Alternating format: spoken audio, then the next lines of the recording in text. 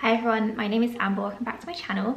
Today we're going to be doing some tier ranking, which isn't something that I've actually done on this channel before, but I've seen a lot of other people do it, particularly my friend Angela, who does quite a few of them, and I actually quite enjoy watching them. I didn't really used to understand the point, but now I do quite like it. So what I'm going to be doing today is tier ranking all of the 2020 book releases that I have read. I'll show you the chart in a second, and then also in a month or so I'm going to be tier ranking the 2021 books that I have read, and then I'm going to be comparing the two and deciding which year was best for book releases. So I think this is quite a fun idea. Hopefully you like it. I don't know if I'm doing that second video as part of Bookmas or not, but you'll see. Please subscribe if you haven't already. I'm doing Bookmas in December. I'm posting a video every day, I think, if it all goes well. So without further ado, I might as well get into the tier ranking. So this isn't, I don't think, in any particular order, because I don't know how I can make it go that way. So I've got about 80 books here, I think, that I read from 2020.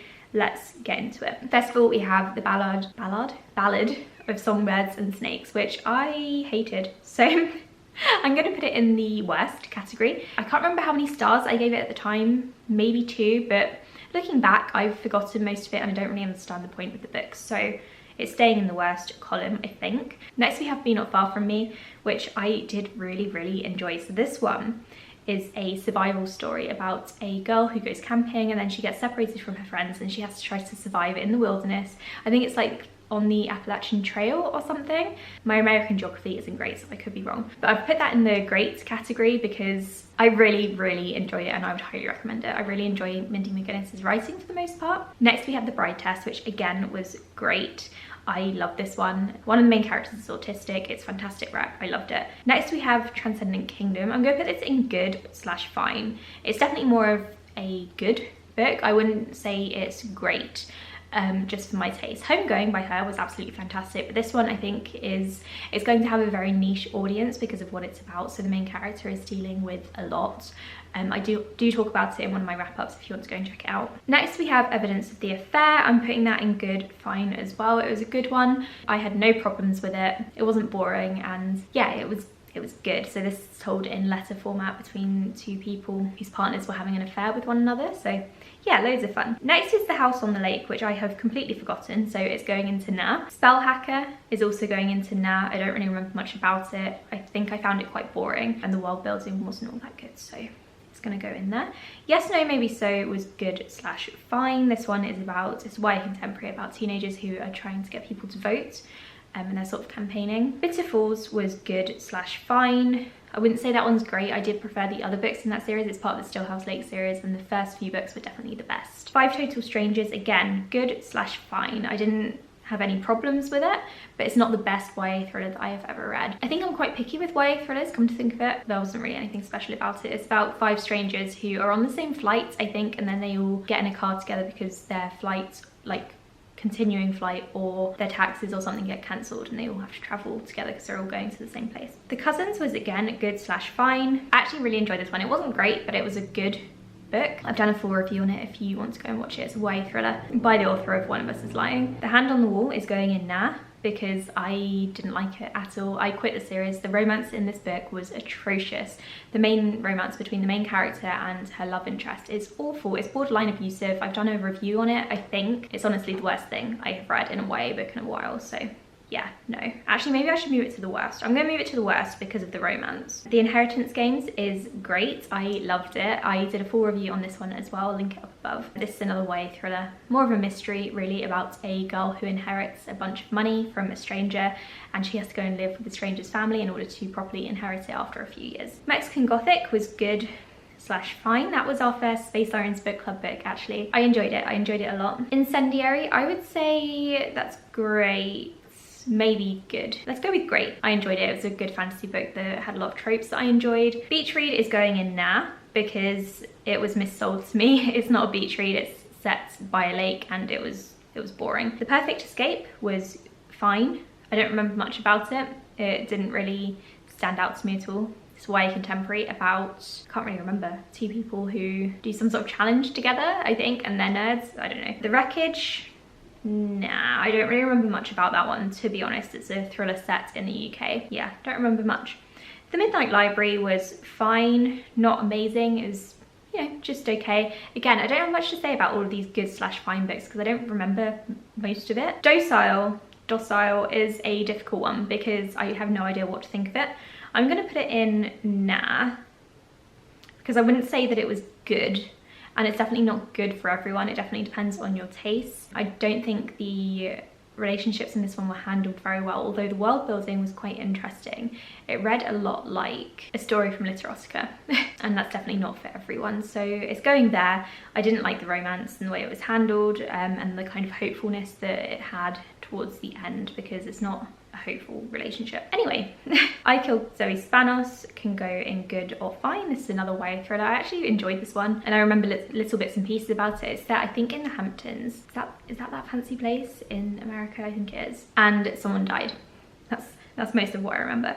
I'll Be the One can go in great because I actually love this one. I read this one last summer. It was the perfect summer read. So it's about a girl who wants to be a K-pop star, and her relationship with her mother was so difficult to read. Her mother kept fat shaming her, and so did the rest of her family, I think. And so the main character was dealing with that.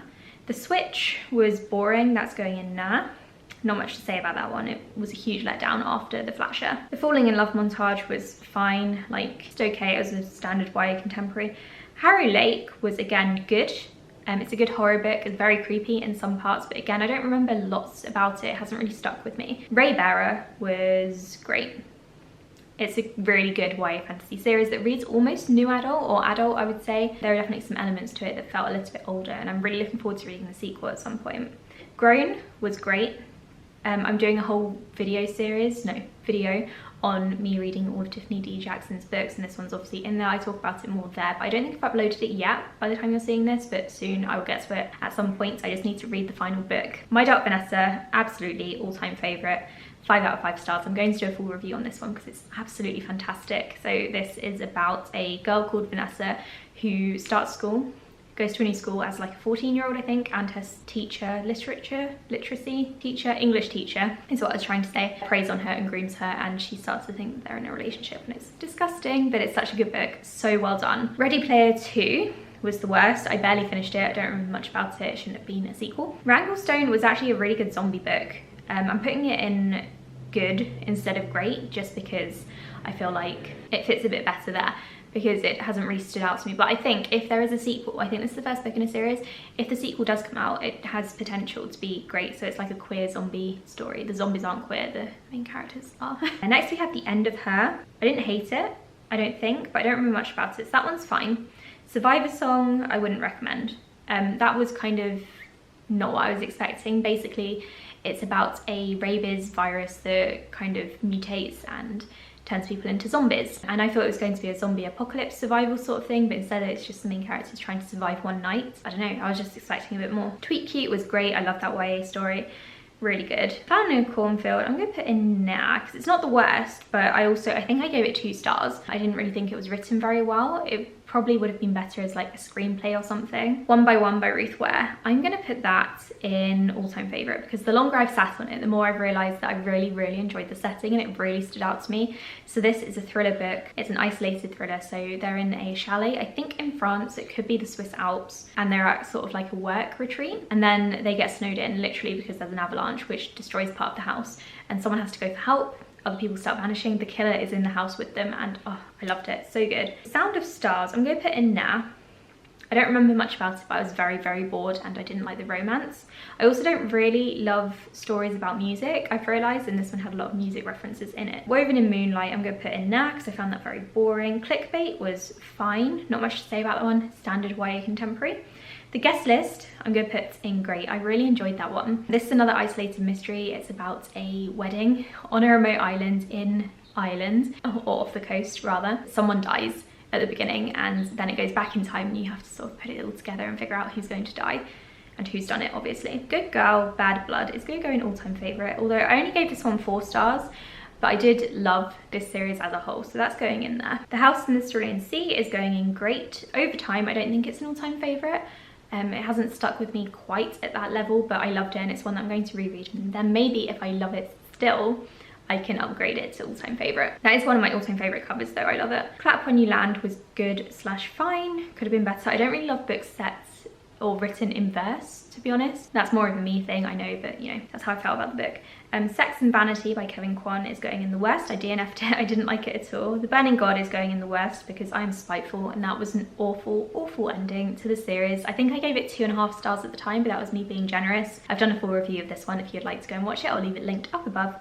I hated it, it was awful. A beginning at the end, I don't want to put it in the worst because it wasn't offensive, but I didn't finish it. So I'll put it in nah, I think. It's probably the best choice. You Should See Me in a Crown was good. Nothing standout, but very good. The Henna Wars was standout though, that wasn't great.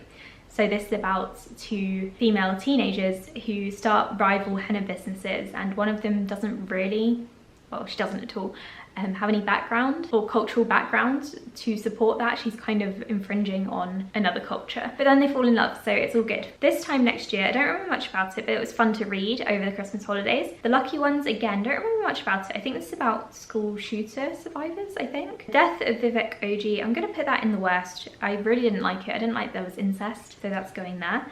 Space Between Worlds was good/fine. I expected a bit more parallel universe stuff. It hasn't really stuck with me over the years since I've read it. Mallory, oh, I don't know, like halfway in between. I'm gonna put it in nah, because it's not an offensive book. I just don't think it should have been written. The Other Misses can go in good. Don't have much to say about it. Standard thriller. How to Pack for the End of the World, I'm gonna put that in great, even though it hasn't really stuck with me too much. It's actually still quite a fun book, and I flew through it. It was really, really good. So it's about people who live in a boarding school, and then they join this club together, and they talk through various different apocalyptic events or potential apocalyptic events, and then someone tries to sabotage them, so that's always fun. The Emperor of Gold, no, I'm joking, I'm not going to put it in the West. It's an all-time favourite, I love it. It's my favourite series ever. I adore it so, so much. The Upside of Falling, I'm going to put that in nah. I didn't love that one. Oh no, now everything's vanished off the screen. There we go. Yeah, I didn't love it. It was very boring and meh. The Shadow Friend, I'm gonna put that in good. Yeah, good. I've got a full review of this one as well if you want to go and check it out. I probably shouldn't ramble too much in this video. The Reckless Afterlife of Harriet Stoke, I'm gonna put that in nah, just because I don't know, I just couldn't get into it. The Year of the Witching, again, didn't really love that one, so that's going in nah. I could have been better. That could have been better, rather, not I. The Sundown Motel was good. Definitely enjoyed it. Don't have much to say about it though. We Were Promised Spotlights, that one was good. It was an LGBTQ story. Miracle Creek, all-time favourite. That's going straight up there. I finished that one recently, and I will be doing a full review on it at some point. I don't think it's already up on my channel, but it will be soon. It's a courtroom drama about people who are trying to accuse a mother of killing her child, except that may not have been what exactly happened. It's a bit more complicated than that, but I'll talk about it in my review. The Other People I didn't enjoy. That's going in now. I've given up on CJ Tudor because I don't like her writing. And then we have, what, let's see, Burn Our Bodies Down. Let's go here. This can go in now. I didn't love this at all. Very boring. The Lodge, I think did I DNF that one? I don't think I finished. No, I did finish it. I skimmed through it, but that's going in the worst because it was terrible. One of the worst books I've ever read. Leave the World Behind as well is going in the worst because it actually offended me. Like, some of the writing choices in it were just weird. Like, everything was being compared to penises or boobs, and I wasn't here for that, so I'm gonna put that in the worst. And then all of these others, I think I pretty much enjoyed. So let's see. We have got Black Sun, which is going in great. I really, really enjoyed this one. I'm gonna have to readjust. I read this one recently and talked about it in, I think, my October wrap-up. Yeah, it must have been. Very good fantasy story. Inside 10 Rillington Place, I talk about in a true crime video. I enjoyed it a lot. It was a very good kind of account on what happened in 10 Rillington Place. Wait, or is that a different book? No, I think that's a different book. This wasn't good. Nah, that wasn't a good one. This was actually written by a family member of one of the victims, and I think he gave a very biased view on what happened. I'm sorry, I don't know how to get rid of this ad, so it's just gonna have to sit there. I'm really sorry. Bone Shard Daughter was good/fine. Not an all-time favourite, but not the worst book I've ever read, and I'm looking forward to reading the sequel. It was a really fun fantasy story, but didn't really add anything new. The Vanishing Half, I actually really, really enjoyed. That was the first book that I read this year, actually, and I gave it 4 stars. It was really good, like, generational type story, although not as many generations as Homegoing. It was still fantastic, so it's going there. It's just not an all-time favourite. I'm quite picky about my all-time favourites. One of Us Is Next. I really, really enjoyed that one, so that's going in great. I didn't realise that came out in 2020 though. 2020 was such a weird year. If I Never Met You can go in good/fine. I can't remember much about it, to be honest. The Gravity of Us was alright. Don't remember much about that one either. I think it was a bit of a letdown actually. I think I was expecting to like it more. The Invisible Life of Adelie LaRue can go in good. I have nothing against it. I did a full review of this one as well. I just didn't love it as much in hindsight as I thought I did at the time. It was an enjoyable book. And then The Survivors, I'm just going to stick it up here. No, not there. I'm going to stick it up here in all-time favourite because I love Jane Harper, and I only gave this one 4 stars, but like it has really stuck with me and I really enjoy her writing, so I can't put Jane Harper in anything less than all-time favourite because she's one of my all-time favourite authors. So that is what my ranking of 2020 book releases is. So as you can see, it's quite a good year for book releases, I think. How many do we have in now? The worst 1, 2, 3, 4, 5, 6, 7. The 26 books that I didn't like versus the 50-ish that I did. So that's a really good year. I'm looking forward to seeing how 2021 performs. I'm glad that I managed to get some all-time favourites from 2020, considering what an awful year it was. I think I deserve some all-time favourite books to come out of that year. All of these were actually no, some of them weren't actually expected. So I expected to love The Empire of Gold, of course. Ruth Ware, love. Jane Harper, adore. Good Girl, Bad Blood, again, I expected to love that one because I adored A Good Girl's Guide to Murder. But My Dark Vanessa and Miracle Creek were very sudden high performers. I wasn't expecting to love those as much as I did. So I'm really happy with that. I really do love all of these books. And again, the great books as well were, as I said, great. So thank you so much for watching this video. I think you can see this on Tier Maker if you search for 2020 book releases, but obviously they're only the ones that I read, so it's not going to be useful for everyone. Anyway, thank you so much for watching this video. I hope you enjoyed my first tier ranking video. I'll be back soon with my next different kind of video, and then I'll be back with another tier ranking video in the near future. Thank you, and I'll speak to you all again soon. Bye!